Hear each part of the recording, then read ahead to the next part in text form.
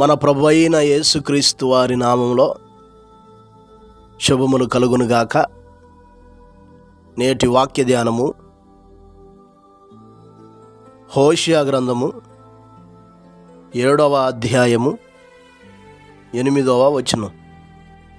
ఎఫ్రాయిము అన్యజనులతో కలిసిపోయెను, ఎఫ్రాయిము ఎవరునూ త్రిప్పివేయని అప్పం వంటి వాడాయెను. ప్రియులారా, దేవుడు తన ప్రజలైన ఇశ్రాయేలీలను ఉద్దేశించి చెప్పుచున్న మాట ఈ గ్రంథంలో ఎఫ్రాయిము అని ప్రస్తావించబడిన ప్రతి చోట ఇశ్రాయేలు జనాంగమంతటిని ఉద్దేశించి ఆ మాట తెలియజేస్తున్నాడు. దేవుని కొరకు జీవించాల్సిన దేవుని ప్రజలు తమ ప్రత్యేకతను చాటుకొనవలసిన దేవుని ప్రజలు అన్యజనులలో దేవుని నామ మహిమార్థంగా జీవించాల్సిన దేవుని ప్రజలు అన్యజనులతో కలిసిపోయి వారి ఆచారాల్లోనికి, వారి పద్ధతుల్లోనికి, వారు జరిగించేటటువంటి వ్యర్థమైనటువంటి ఆరాధనలకు లోబడి అన్యజనుల కంటే ఘోరమైన దుస్థితిలోనికి వారు చేరుకున్నారు. ఇది చాలా విచారకరం, బాధాకరం. దేవుని ప్రజలు దేవుని మహిమను చాటాల్సినటువంటి అవసరం ఉంది, కానీ వీరు అన్యజనులతో కలిసిపోయి జీవిస్తున్నారు.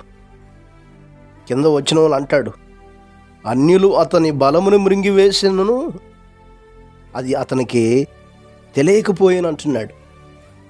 ఎంతగా దిగజారిపోయారో, ఎంతగా వారిలో కలిసిపోయారో, అన్యులు వీరిని మృంగివేసిన, వీరిని లోపరుచుకుంటున్నా తెలుసుకోలేని దుస్థితిలోనికి వెళ్ళిపోయారు.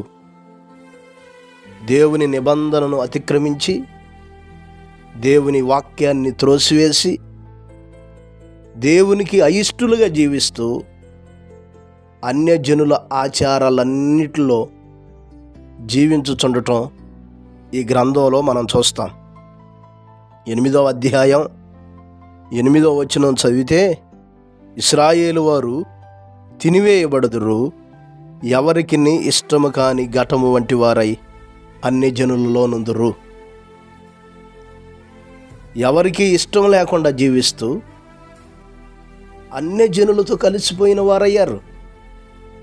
ఈ మాటలేంటున్న ప్రియమైన దేవుని బిడ్డలారా, నేటి దినాల్లో కూడా చాలామంది మేము క్రైస్తవులం అనుకుంటూ, దేవుని చేత ఏర్పరచబడ్డామని చెప్పుకుంటూ, మన ప్రత్యేకతను మనం కలిగి ఉండక అన్యజనుల్లో కలిసిపోయి వారి ఆచారాల్లో, వారి పద్ధతుల్లో, వారు అనుసరించే విధానాన్ని జీవిస్తూ అన్యజనుల మధ్య దేవుని గొప్పతనమును చాటి ఆయన నామాన్ని మహిమపరచవలసినటువంటి బిడ్డలో ఆయన నామాన్ని ఘనహీనపరుస్తున్నారు.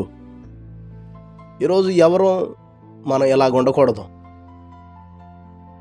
దేవుని పిల్లలుగా, నిజమైన దేవుని పిల్లలుగా అన్యజనుల మధ్య మన దేవుని గొప్పతనాన్ని చాటాలి. అందుకే నిన్ను, నన్ను, మనందరిని ఆయన ఏర్పరచుకున్నాడు. లోకంలో నుండి, అపవిత్రతలో నుండి, అన్యజనుల ఆచారాల్లో నుండి ఆయన మనల్ని బయటికి పిలిచాడు. ఎందుకు తెలుసా? మన ద్వారా ఆయన నామం మహిమపరచబడాలి. నేను దేవుని బిడ్డనని చెప్పుకుంటూ నువ్వు వారిలాగే జీవిస్తే మరి నువ్వేమి దేవుణ్ణి మహిమపరచగలవు? ఒకసారి ఆలోచించే. అందుకని దేవుడు తన సేవకుడు ద్వారా ఈ గ్రంథంలో పదే పదే వారికి తెలియజేస్తూ తన వైపుకు తిరగమని హెచ్చరిక చేస్తున్నాడు. 9వ అధ్యాయం 1వ వచనం చదివితే, ఇశ్రాయేలు అన్యజనులు సంతోషించున్నట్లు నువ్వు సంభ్రమపడి సంతోషింపవద్దు. నీవు నీ దేవుని విసర్జించి వ్యభిచరించితివి. నీ కళ్ళములన్నిటి మీదను ధాన్యమును బట్టి నీవు పడుపు కూలి ఆశించితివి. దేవుడు చూడండి, చాలా కఠినమైన పదాలను తో వారిని హెచ్చరిస్తున్నాడు. నువ్వు నన్ను విసర్జించేశావు. నీ కళ్ళములన్నిటి మీదనున్న ధాన్యమును బట్టి నీవు పడుపు కూలి ఆశించావు. కాబట్టి నీవు అన్యజనులు సంతోషించినట్లు ఇక సంతోషించడానికి వీల్లేదు.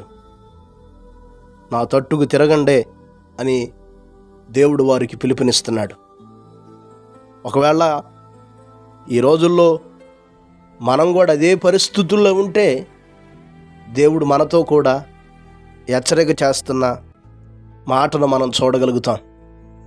1 పేతురు పత్రిక 4వ అధ్యాయం 2వ వచనం మనం చదివితే, మనము పోకిరి చేష్టలు, దురాశలు, మద్యపానము, అల్లరతో కూడిన ఆటపాటలు, త్రాగుబోతుల విందులు, చేయదగని విగ్రహ పూజలు మొదలైన వాటి యందు నడుచుకొనుచు అన్యజనుల ఇష్టము నెరవేర్చుచుండుటకు గతించిన కాలమే చాలును. ప్రభు యొద్దకు రాకముందు అల్లరతో కూడిన ఆటపాటల్లో ఉన్నాం, వ్యభిచారులుగా ఉన్నాం, దురాశలతో నింపబడ్డాం, మద్యపానం సేవించాం,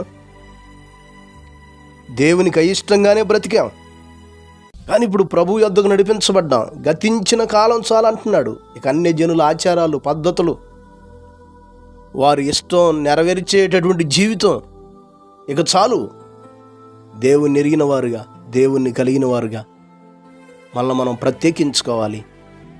అన్యజనుల మధ్య ఆయన నామ ఘనతను, అనగా మన దేవుని నామ ఘనతను మనం చాటించాలి, గొప్ప చేయాలి.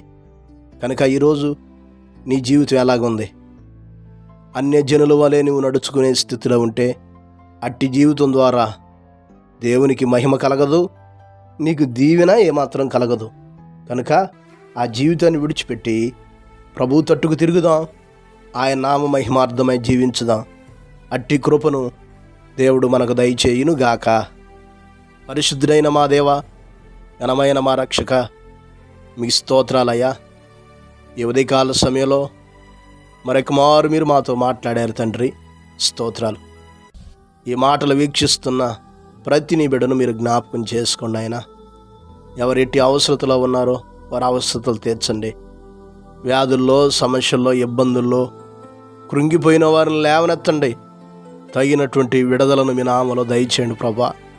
ముఖ్యంగా అన్యజనుల జీవితాలను జీవిస్తూ మీ బిడ్డలం అనుకుంటూ జీవించేవారు ఎవరైతే ఉన్నారో వాటిని విడిచిపెట్టి మీ కొరకు ప్రత్యేకింపబడగలిగిన అనుభవాలను దయచేయండి తండ్రి, స్తోత్రాలు.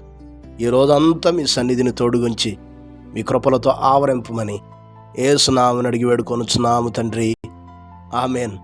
ప్రభు కృప మీకు తోడై ఉండును గాక.